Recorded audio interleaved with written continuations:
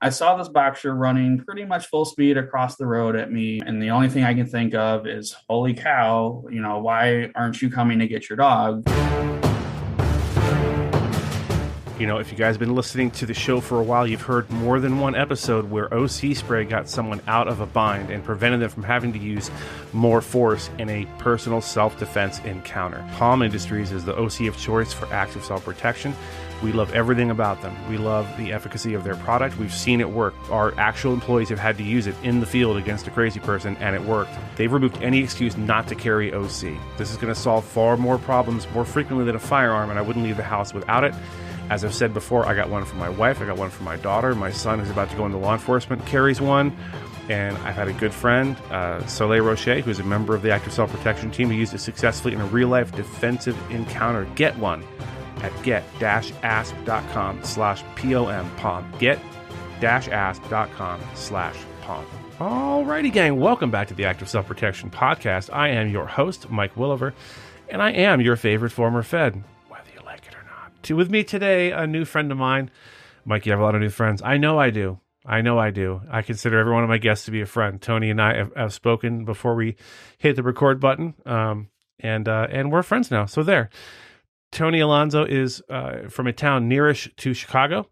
He is single with no kids. You heard it here first, ladies. And he is a school social worker with all sorts of training that we'll get into here in a little bit, but some really good stuff that kind of butts right up against some of our mission at Active Self-Protection. So it's a pleasure to have him on. Tony, thanks for writing in and thanks for being on the show. I appreciate you.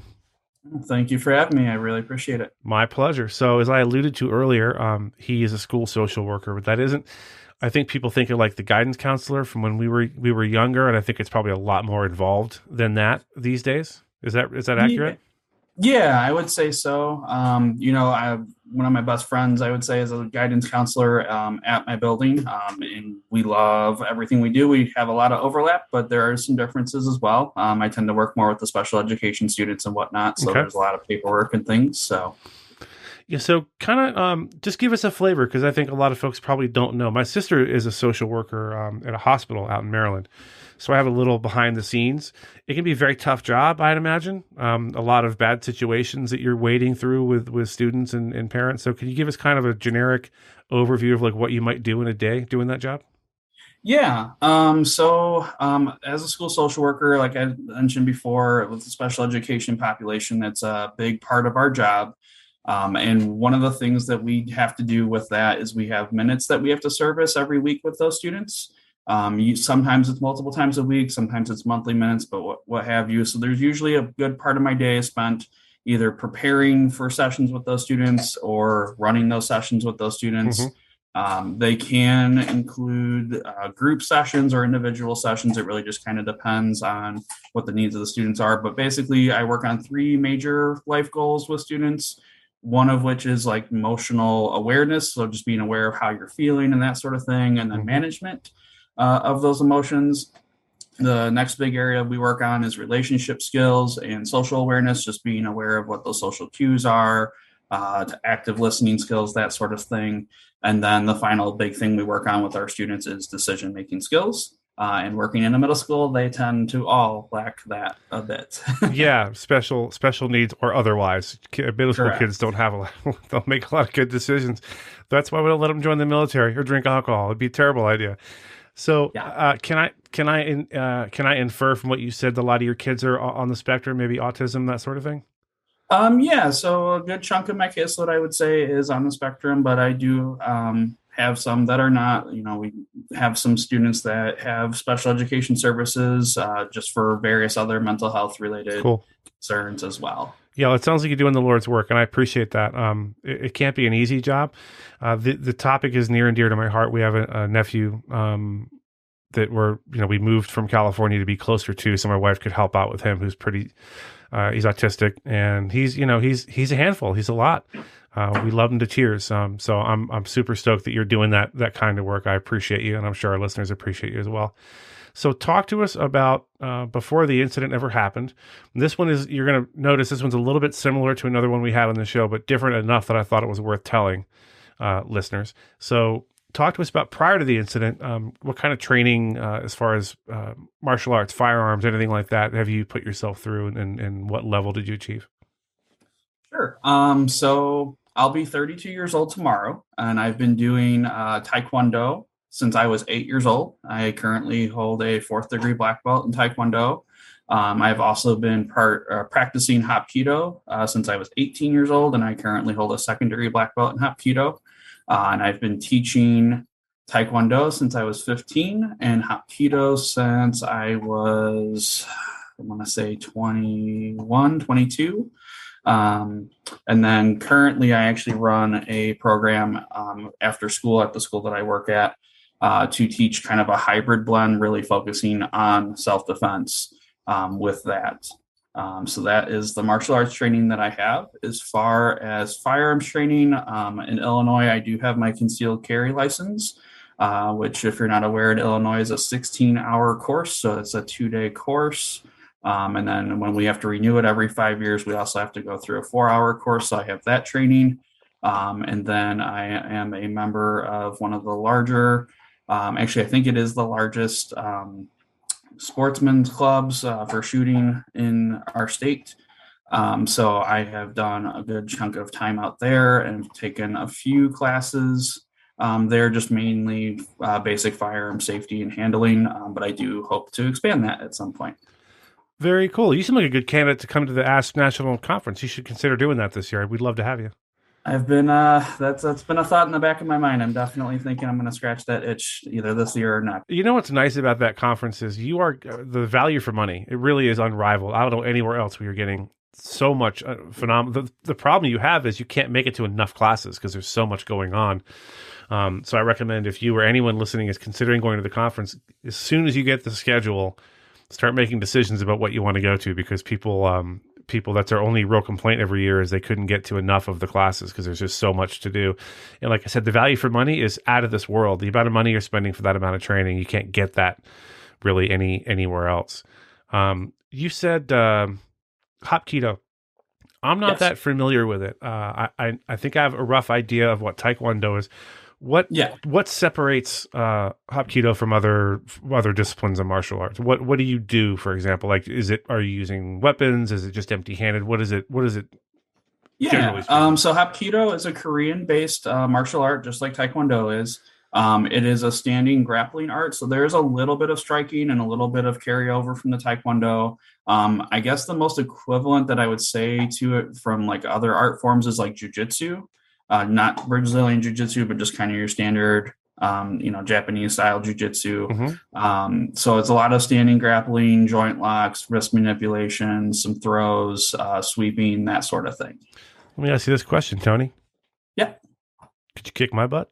I'm kidding. I try to throw the guests off people every so often to get them out of their headspace with silly questions like that. So moving on, this incident happened about how long ago? I would say at this time it's probably been maybe 4.5, maybe 5 years, somewhere in that ballpark. Okay. So why don't you walk our listeners through what happened? Where were you? What were you doing? And just go from there. Yeah. So at the time, I was still working my school social work job. I've been at that for 6 years, but still kind of new to the gig. So I wasn't making a ton of money. Not that I'm making a ton now. So I was I picked up like a dog sitting gig and a house sitting gig. I was still living with my parents at the time. So stayed at this person's house, took care of their dog. Really, nice, beautiful, friendly dog. It was an Australian Shepherd. Yeah, they're wicked smart too.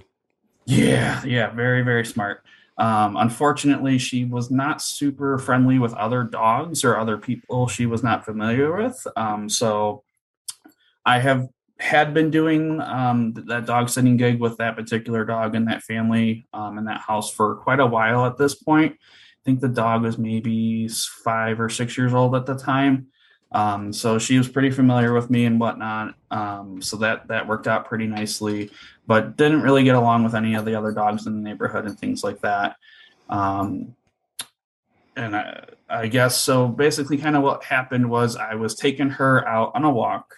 And we had just left the house that I was staying at, and this is the dog's, familiar house. And we weren't even, I want to say, not even half a block away from the home at that time. And knowing that this dog doesn't really get along with other dogs, I have to be a lot more situationally aware than I would necessarily at other times if I was just going for a walk by myself or whatnot. So very vigilant, if I see other dogs or anything like that, I would immediately cross the road. That way she wouldn't freak out and there wouldn't be hopefully any issues. So I did notice across the road from where we were walking, the layout of the whole thing is kind of odd. So I noticed that there were some dogs being walked by a mother and her younger daughter on a path that I wanted to go down. It was the familiar route for the dog and whatnot that I was taking care of. So I noticed that and I'm like, all right, so we're going to go walk on the other side of the street to avoid any potential issues. And that worked out really great until the younger daughter unfortunately lost control of the dog that she was walking. And this was not a small dog either. It was a boxer. Both the dogs that they had were boxers. And she lost control of the dog and let go of the leash. Oh, boy.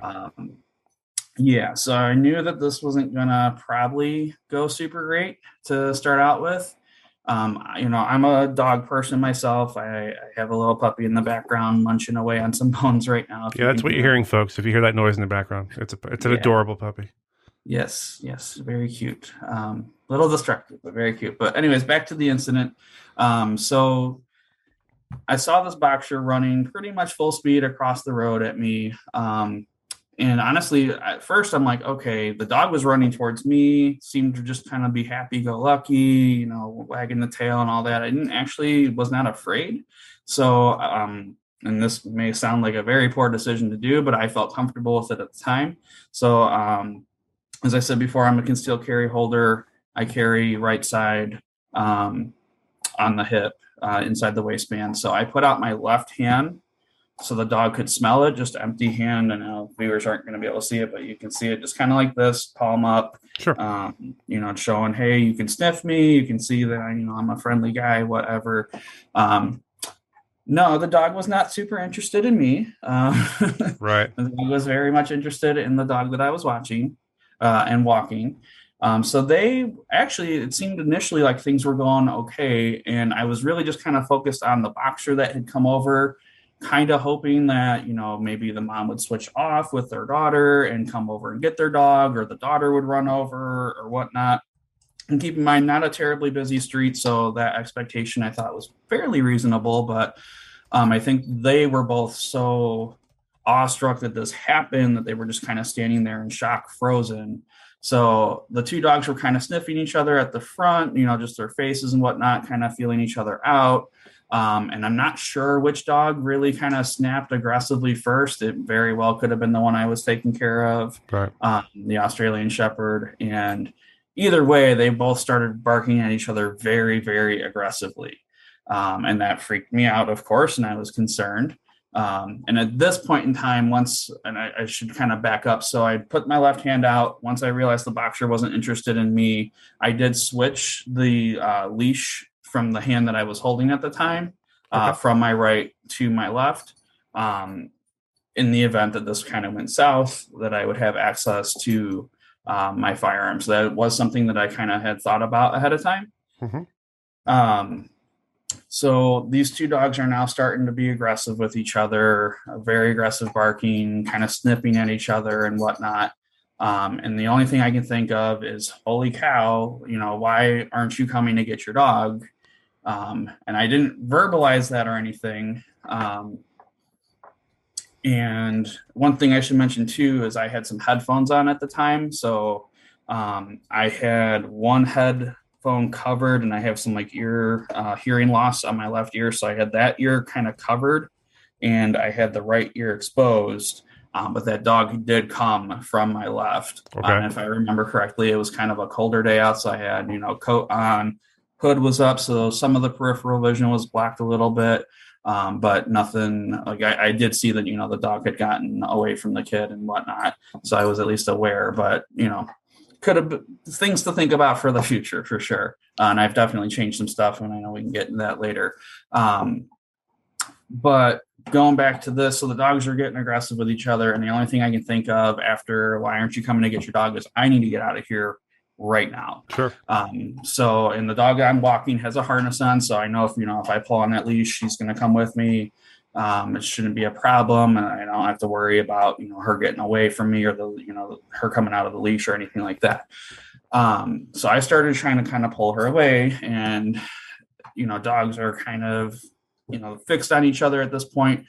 Long story short, we ended up having to go around kind of in a circular pattern. And I must have circled around in the area that I was in.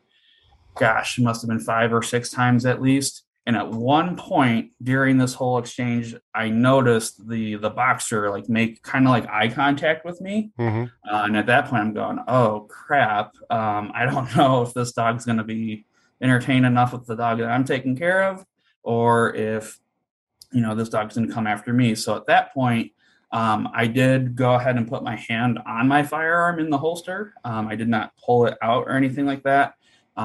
But this was also going on while I was circling, doing that whole circle maneuver. So at some point, I have to think that the mother and child probably saw that I was carrying a firearm and had my hand on it. So at that point, I could definitely see why there might have been some hesitancy to come over and get their dog and whatnot.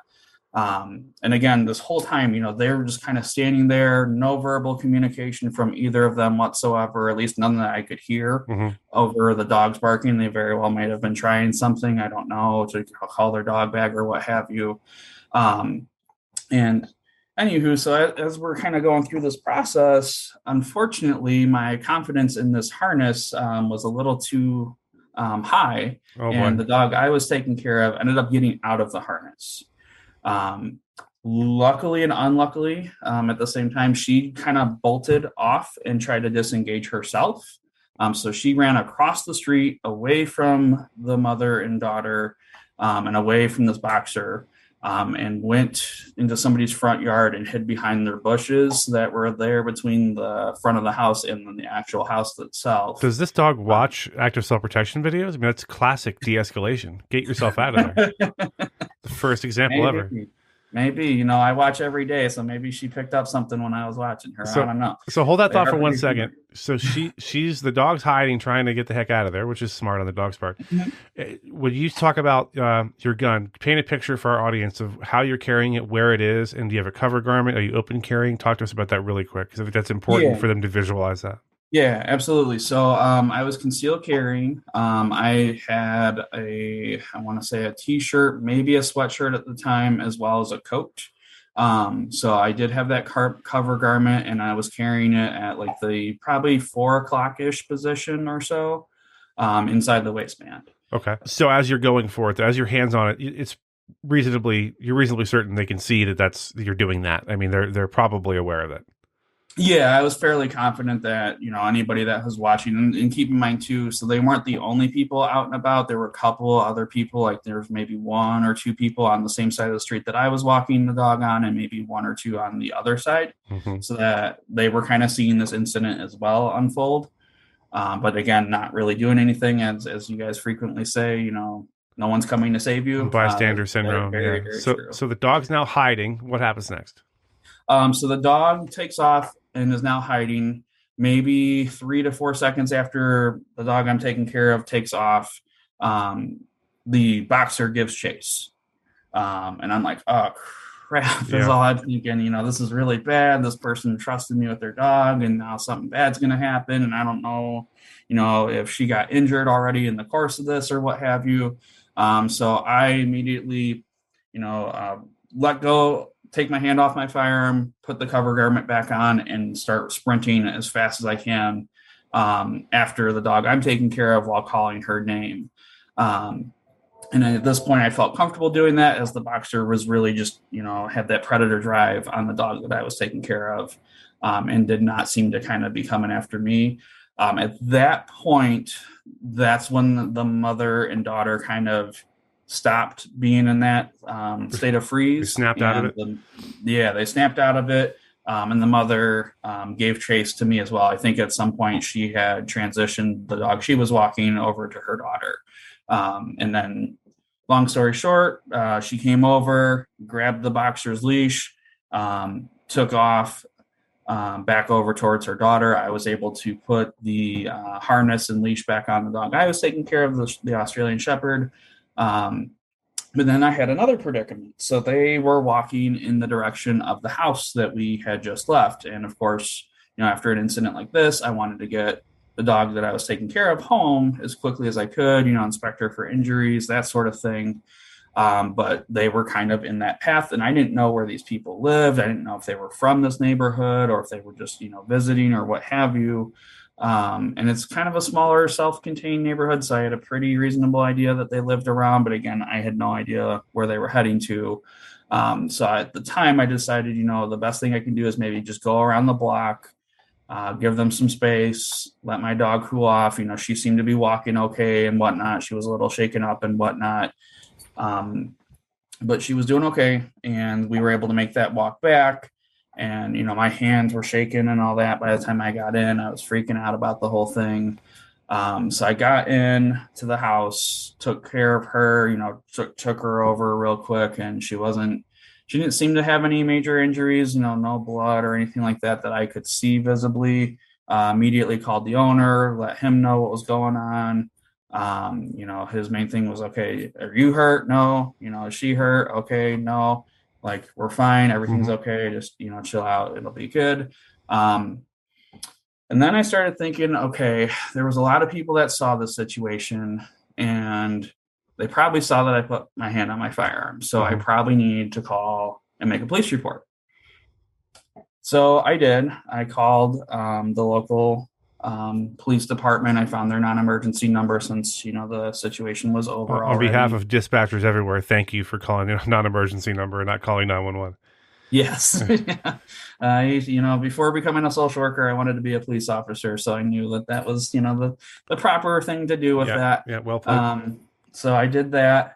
It took them a little bit, not terribly long, I will say, maybe a half hour tops. And they came out to the house. Kind of took down the information as much as I could give them. I gave them the information that I could.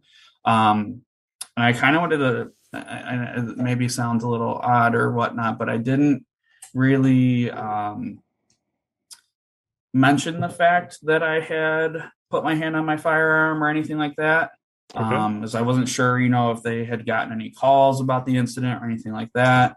And at the time, I wasn't really even thinking about calling, and I did have firearms legal protection. Nice. I didn't actually call them, which, reflecting back on it, probably something I should have done. But I, just kind of gave the information of, hey, this is what the daughter was wearing. This is what the mom was wearing, as best as I could remember. These were the dogs. This is kind of what went down. And then their direction of travel. And that was pretty much all the information I could give to the officer. And he just, said, thanks for the information. Sorry that this happened. Have a nice day. Was kind of the extent of it. And yeah, I definitely have learned a lot of lessons though from this and doing a lot of reflecting. I definitely want to talk about those lessons. So was there any follow-up after that from the police department? Not to my knowledge, no. I know I did explain to the police officer, hey, I'm just here dog sitting and whatnot. I did give them the owner's name, and obviously they knew the address and whatnot. I did talk to the owner about it, and as far as I know, they never contacted him regarding any of this either. And had anyone, as far as you know, had anyone called them to report this little dust up or the presence of a gun or anything like that? No, nothing that I was aware of. The officer didn't make any mention of anything or whatnot either. So, and I had a lot of thoughts going through my head. I thought maybe, I should pull out the gun and put a shot into the dirt. Like, I was very confident that obviously I could make a shot into the ground, into the grass, and not have, an issue. Boy, am I glad I did not do that. Yeah, for sure. Yeah, we talk about that a lot, actually, like a warning shot or a shot to scare an animal. While it might work, sure, but the liability you put yourself in doing that, I think you figured that out. The liability you're in doing something like that is way not even remotely worth it. In fact, I have a friend from San Diego who's a retired law enforcement who his adult son was out front getting his butt kicked by a burglar. and they live next to a canyon. He fired a shot. As he's running over, he fired a shot into this canyon where there's probably nobody there. But as you can imagine, the police took a dim view on that, and he had a second mortgage his house and spent years sitting on pins and needles waiting to know if he would be convicted of a felony. So Oh, wow. I say that to say, good job, not firing a warning shot. It's just almost never worth it.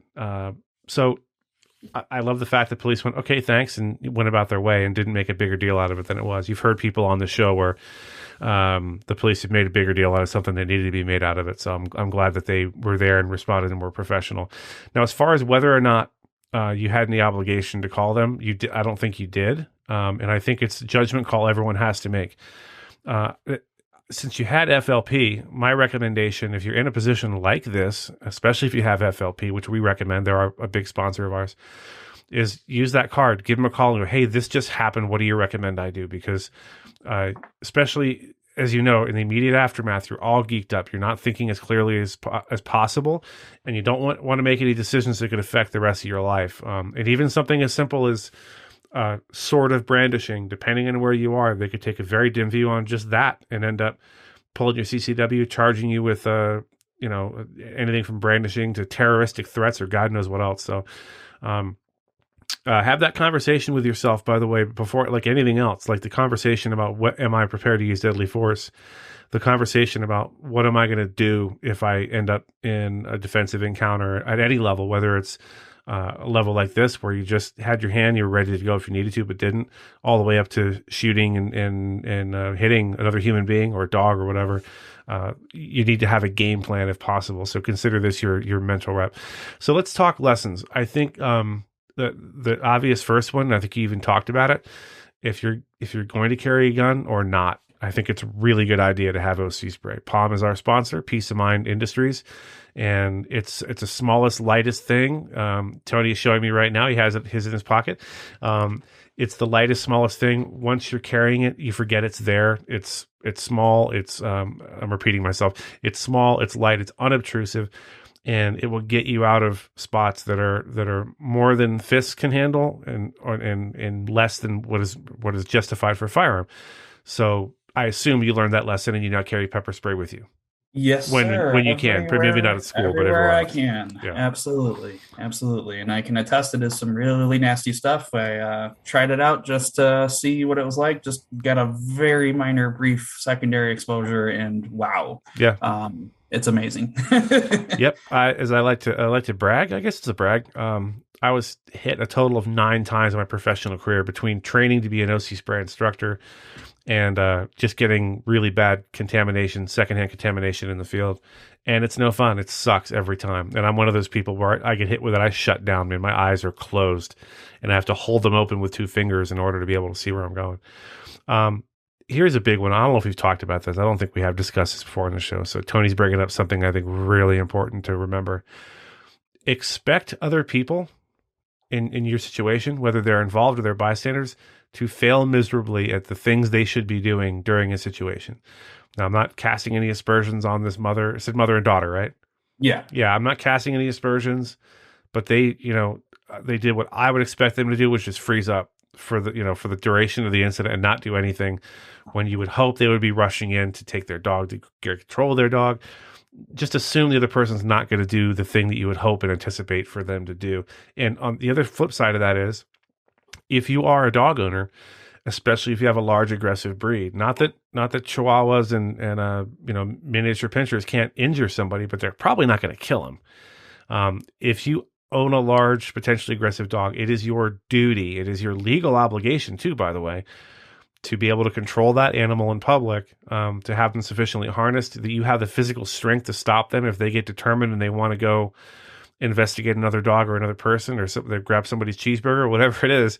You have to, and you are looking at a lot of liability if you're unable to do that. So if you have a large dog and you're not sure, keep the dog home and call around, get some training, and see what you're capable of doing, and don't let your dog get you sued out of your house. So after this all goes down, can I assume that you maybe when you see a boxer, your eye starts to twitch a little bit these days? Yeah.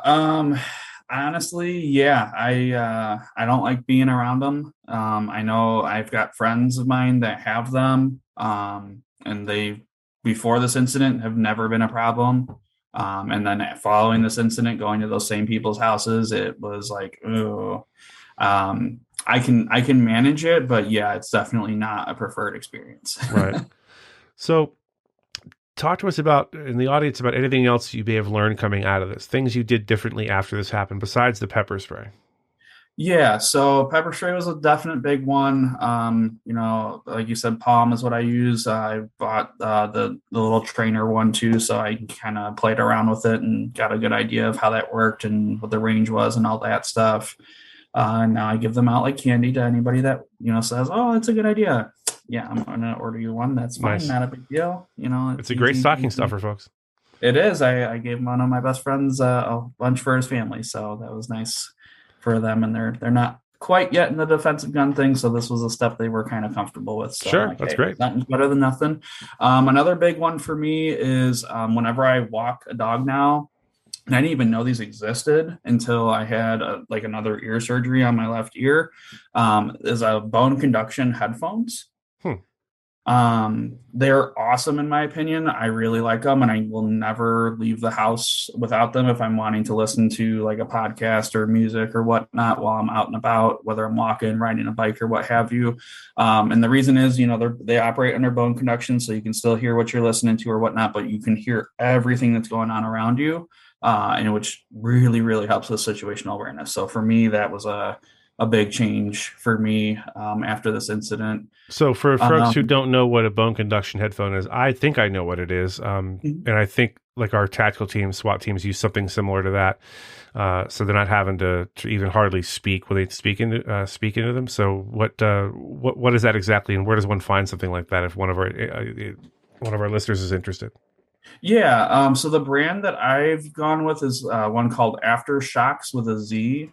They have a couple different models. They're Bluetooth compatible, so there's no wires or anything like that. They'll pair up with any smartphone or what have you. But I think I've seen some wired ones available too if you need something like that. But yeah, so you can use them just like you would a pair of headphones or earbuds. They just go over and into the front of your ear, right, kind of like near the temple, a little bit behind the temple. Um, and they just sit there and they put all the sound through just these two little tiny conductors, basically, Hmm. that sit on the outside of the ear, and that's how your body and brain kind of processes the sound. So it bypasses the ear canal, which means you have that available too to hear, a car going by. Really great thing for like if you're riding a bike or something like that, so you can be aware of traffic. I've used that a lot for that as well. But yeah, definitely a big thing for me now. Very cool. So, yeah, walk us through anything else you learned in the aftermath of this. If there is anything else, we'd love to know. Yeah, no. So one of the other things I thought about too and did a lot of reflecting on, I've done a lot of martial arts over my life, and we spend 99.9% of our time focusing on a two-legged threat and very little time even considering four-legged threats. So that's something I took back with me from this, and it's something I train my students on too to think about, especially since most of my students are kids. Hmm. And they're not going to necessarily have access to even OC spray, especially if they're coming to or from school. And a lot of my students walk.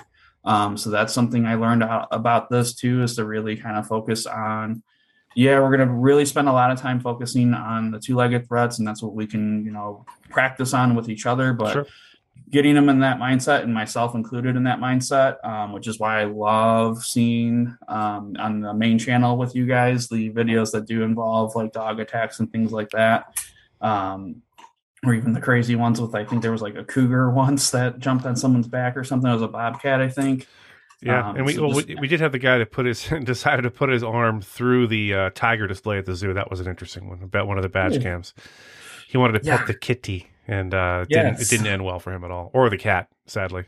Yeah, I do remember that one. Yeah, that was very sad outcome for everybody involved. So, but yeah, no, definitely something I've thought about too. Doing just a good front snap kick to a charging dog potentially, or if I were to found myself in that position again, maybe Instead of holding the leash out as far as I could and trying to yank the dog away, maybe just pulling it in, and giving the dog a good kick to the face instead of using something like a firearm or something along those lines too. And that was the other thing I learned from this too is dogs are considered property. So a part of me was like, man, if that was my dog, I'd want to, have everybody protect that dog. I know I treat my puppy that's behind me here like he's my little baby. But no, dogs are property. And if I had shot that dog, I would have probably been faced with a lot of issues unless, I could have articulated it was a threat to me instead of the dog. Yeah, So, I gotta say, Tony, again, a story that he wrote in, like, oh, I wasn't sure if this was worthy of telling on the podcast, and of course it is, because I've learned 3 or 4 things here today. I'm gonna have to take some notes down. We talk about mental reps. This is a mental rep for you, dear listener. We talk about having conversations. I had another interview earlier today where I talked to a guy who had every reason to believe there was an active shooter in a mall. And he was with his wife and child. Well, there wasn't, spoiler alert.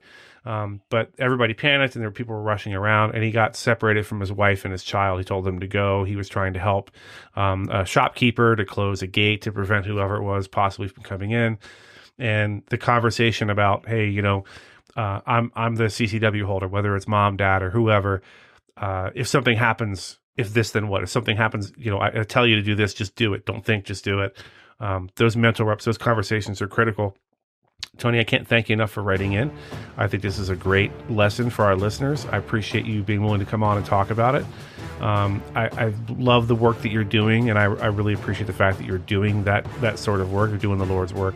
Tony, thanks again for coming on, and take care, my friend. thanks. Alrighty, gang. It is that time again for the Gutowski Files starring Stephen Gutowski. Stephen is the founder of TheReload.com and the host of the weekly Reload podcast. Stephen, how are you, sir? I'm doing well. How are you? I'm doing okay. We are just a little inside baseball. We are practicing this week. As you listen to this, Steve and I are practicing the video format. He has been a big help for me, getting me set up on this new platform. I'm having a hard time looking at the camera. It's very strange, very new to me, but I'm slowly getting used to it. Steven's been a big help. If it works out well, then I'll take full credit. Absolutely. And if it doesn't, then I had nothing to do with this. Absolutely. That's you sound like a former government employee like me. I'll take all the credit if it works out well. Someone great once said, it's amazing what you can accomplish when nobody cares who gets the credit. And I will give you all the credit if it works out well, sir. I will sing your praises to the hilltops. This week, we are discussing an article that just broke over at TheReload.com, written by your intrepid reporter, Stephen Gutowski, and it involves a top NRA official who is leaving the group. And Stephen is here to tell us what that means and why that kind of spells not so great news for the NRA. Yes, Jason Ouimet is leaving the NRA. He is the top lobbyist for the group. He runs the Institute for Legislative Action, which is their lobbying arm for the NRA, and he also runs the Political Victory Fund, which is the group's political action committee. So he was in charge of, lobbying on the Hill, going out and representing the NRA in Congress, and also he had significant amount of control over how they spend money in elections. So this is a major role, obviously, at the NRA, one of the top positions there. And he is now leaving to join a consulting firm, one of the top consulting firms. But this is not a good sign, of course, for the NRA. He didn't say anything in particular about why he's leaving, and the NRA said they wished him luck and that he was presumably leaving on good terms with them. Mm-hmm. So that's important to note. But it comes at a time that they're really struggling, as we've covered, unfortunately, quite a lot on the show, because there's just been really bad developments happening for the last several years at the NRA, and they matter quite a lot. So it does make a big difference how they're doing when it comes to guns in America. So do we know how long this gentleman has worked for the NRA? I assume he's a longtime employee. Yeah, almost 20 years. He started back in 2005 as a lobbyist and has sort of risen up the ranks there. Since that time, he first became executive director of ILA, the Institute for Legislative Action. Mm-hmm. In 2019, he replaced Chris Cox, who got pushed out during the internal fight that they had over the allegations of corruption that were levied against Wayne. This was the Oliver North Wayne LaPierre fight, where Oliver North was president at the time, and he lost that internal battle, and a lot of top NRA people were forced out as a result, including Chris Cox, who was the head of ILA and the Political Victory Fund at the time. And so Wee May was the one who came in to take over that role. And now, less than 4 years later, he's on his way out as well. I guess our listeners are hearing a lot of negative news coming out of the NRA. If they're listening to this podcast, I'd say fully a fifth of our stories are negative. We haven't had any positive NRA stories that I can recall. I guess some people might be kind of losing faith or losing hope that this is going to turn itself around.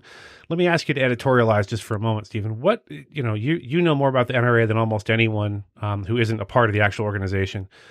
What do you think needs to happen? What needs to be done to fix this? And what can the average member do, the average dues paying member who realizes, as we said here in the space before a number of times, look, there's no one to replace the NRA, and if it crashes and burns, we got a real problem. The Second Amendment is a great risk because there's no other organization remotely large enough and with enough money to replace them. So what can the average member do? Is there anything that can be done to kind of coax them in the right direction or try to get some change at the top? Because I know it's not easy to replace top members. The board is the board, and it's very insulated. Any ideas? Any suggestions?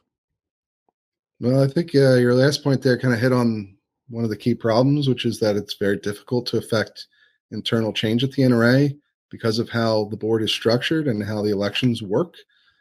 Technically, if you're an NRA member, you can, well, here's the first problem. Not all NRA members can vote in these elections. I didn't know that. Of board members. Yes, it's only life members and members who have been with the organization for 5 consecutive years. So that eliminates millions of people from the potential pool to actually vote on who gets to be on the board. And of course, there's another issue with the way that the board is nominated. So the NRA sends out a ballot to all the people who can vote in the election, right? Well, and I believe we've talked about this before, but to get on that ballot, you have to be nominated by the nominating committee, which is part of the board. And so the board has a lot of say over who gets on the board. There is an alternative you can run by petition. You get enough signatures, you can get on the ballot that way. But that's extremely rare. You only have maybe 1 or 2 board members a year that manage to actually get on a board, which is 76 members large, is the other sort of impediment as well. It's hard to turn over the NRA board because only a third of them are up in each year. So you'd need at least 2 years of completely removing everyone to sort of reach that critical mass of overturning, the sentiment on the board through internal elections. And, there is the 76th board member also is meant to be sort of the one board member that every NRA member can vote on if they show up at the NRA annual meeting. So that can't be done remotely. They have to be present at the meeting to do that. Yes, for just that one board member out of 76. And there were only 500 people voted in that last 76 board member election at the annual meeting last year. So you can sort of get the idea here from just describing this process of how the internal mechanisms for reform work as to why there hasn't been much success in going that route to try and affect change at the NRA. A lot of people on the board, I'll tell you this right now, that the vast majority of the board as it exists today is supportive of Wayne LaPierre and everything he does. Like, there's very little dissent that exists inside of the NRA board when it comes to Wayne LaPierre and his decision making, and even things like his spending on private jets and vacations and taking yacht trips from NRA contractors.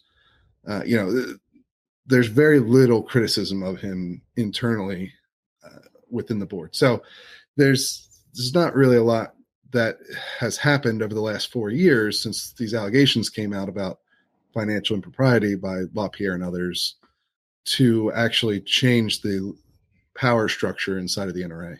And probably the only thing that's going to do that at this point, just to be frank, like it's extremely unlikely there's going to be some sort of internal move against Wayne anytime soon. There have been attempts at that over the last 4 years, and they've gone nowhere, frankly. There have been board members who were dissenters, who were critical of Wayne and some of the spending, and they've been effectively pushed out of the organization over time, either by being removed from their committee positions, pushed off the ballot so they can't be reelected. All these things have been done to those who've come out against LaPierre during this fight. And so the last remaining sort of possibility for LaPierre to be removed, as a lot of people seem to want, a lot of these people who've stopped giving the NRA, the most common refrain that I hear from them is that they won't give again until Wayne is gone. And the only realistic way that's going to happen at this point is if the New York case against the NRA over these allegations of corruption is successful in removing him, because that is one of the potential punishments. Yeah, none of this is very good news. It'll disheartening. So let's go to a more enjoyable topic. I want to talk to us about who was on the Weekly Reload podcast this week. Who did you have on, or who you're having on, and what were you guys talking about? We had Mark Smith, who runs Four Backs' Diner here on YouTube, or wherever you're listening on your podcast. Right. You could also find him on YouTube. He's relatively new to the YouTube gun space, I think, but he's actually grown tremendously fast. So 100,000 subscribers at this point, which is great. Not quite to the active self-protection level, because you guys have been doing it for so long and so successfully, but he is one of the brighter minds in the Pro 2A side of the legal scholarship out there, in my opinion, at least. And so he came on to talk about, to basically give us an overview of what's happened in Second Amendment litigation since Bruin. This landmark case that we've also talked quite a lot about over the last 7 or 8 months here on this podcast. He's given us a 50,000 foot view of what's going on, because there's been so much movement, and we've covered each individual case as the time has gone on. And that's how the Weekly Reload podcast usually goes, is it's a very specific topic oriented current event podcast, right? Mm-hmm. So we have experts on that tell us about the story of the week, but this episode is a little different because we're doing more of an overview episode. So what is going on with gun litigation in America today? And Mark is one of the best people from the Pro 2A side of things on that topic. And that's why I wanted to have him on and just try something a little bit different, do a little bit of a refresh, try to get people oriented to the bigger picture surrounding gun litigation in the United States today. And so that's where we spent our time. And I think it was a really good episode, honestly. Very cool. So, tell the folks the name of that channel again so they can go check him out as well. Yeah, Four Boxes Diner. He puts out a video, I think, every single day. And what I like about him is that, if you've been on YouTube at all, or even just followed gun news, this is sort of at the core of why I started the Reload as well. But there's a lot of sensationalism. There's a lot of clickbait stuff. There's a lot of that kind of nonsense. There's a lot of just misleading things out there. And what I like about Mark is his videos are popular, but they're also extremely rigorous and factual. He comes from a point of view, of course, like he's pro-gun, certainly, but he's a lawyer and an author, and he has experience in high-stakes litigation, and he explains the issues at the core of these cases in a way that I think a lot of people can understand, but also isn't hyperbolic or misleading. He might be a good guest for this podcast one of these days. If we don't have a self-defense story to tell, we'll have him come on, folks. If you're interested in having him come on the show at some point, leave a comment in the comment section, or leave us a review on Apple Podcasts or Spotify, and let us know. Stephen, I appreciate you coming on, folks. If you are lamenting the lack of down the middle, sane, sober reporting on the Second Amendment and all things 2-lay related, gun related in the gun world, NRA, etc., do me a favor, go over to thereload.com and carefully consider getting a membership. Steam relies on your membership dues to fund his important work that I don't think anyone else is doing. And hopefully shows like this and Stevens will inspire more people to do what his recent guest did and get out there and tell the truth without being sensationalistic. Or sensationalistic? Is that a word? Sensationalist? Yeah, sure. Sure, why not? It is now. And yeah, you get it. Steven, thanks so much for coming on, buddy. I'll see you next week. Absolutely.